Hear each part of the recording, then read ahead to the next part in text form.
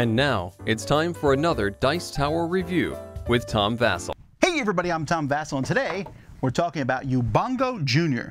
Ubongo is a very popular game, which is there's a lot of games out there like this where you take different Tetris-sized pieces, try to fit them onto a grid so that they fit. First person there gets points. This is the same thing, but instead of Tetris-sized pieces, you have Tetris-sized pieces with animals on them for kids. Much simpler puzzles. This game is a very simple game for younger kids. It's 5 million of the first one I've sold. How many junior ones will sell? I don't know, but let's take a look. In this game, each player is going to have 9 animal shapes. You're going to fill a bag with gems, and then you just start a round. Each player is going to get a board. This board is going to tell them what animals they need. So here I need a giraffe and a snake. We start a timer, and everybody tries to fit these animals onto their grid so that everything fits in. Boom! As soon as you are done, you shout Ubongo, and you take gems from the bag. So you take a certain number of gems based on the number of players. Basically, the first person finished takes the number of gems of players. So if we're playing 3, I get 3 gems. Now, why are these gems in the bag? Who knows? Because the colors mean nothing. You're just trying to get points. Once everyone is finished going and you get your gems, then the round ends and you're going to get a new puzzle. So this one here needs the zebra and the hippo.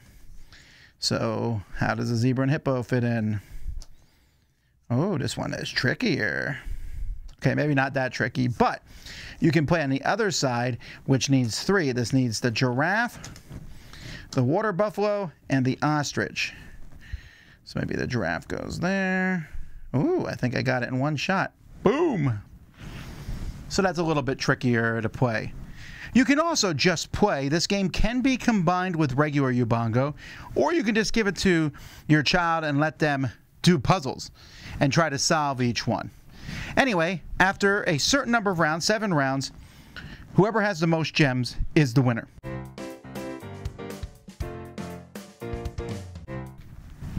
There's a lot of puzzle sheets in this game with 2 different sides.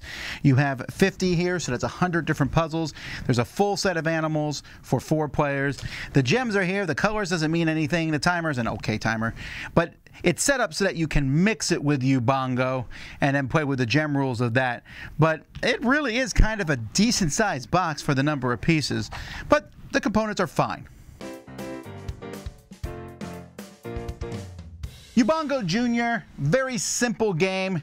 I think it's better than the bigger game, actually, because the big game, if you've never played Ubongo's a fun game. Sit there and fill these things in. Then it has this weird scoring system, which has never made sense to me with the gems. They're just some wonky scoring system about the colors you draw. I just don't like it at all. I just want to put the puzzles together. And that's what I like about this one. This is a game, sure, and these games do tend to help the kids who maybe can finish the games faster, and that's always a little bit of a problem. But I played this with my son. We played back and forth. He was also able to just sit there, and he went through like all 50 puzzles, slowly going through them. And by the time he got back to the first, he doesn't remember it. And I like that because I like the kind of thinking skills this promotes. Lots of fun for kids. If you like kids like puzzles at all, and most kids do, or even if they don't, this is a good way to get them into the game. Yeah, Ubongo Jr., certainly worth checking out. I'm Tom Vasel. You've been watching the Dice Tower. Dice Tower Judgment, kid approved.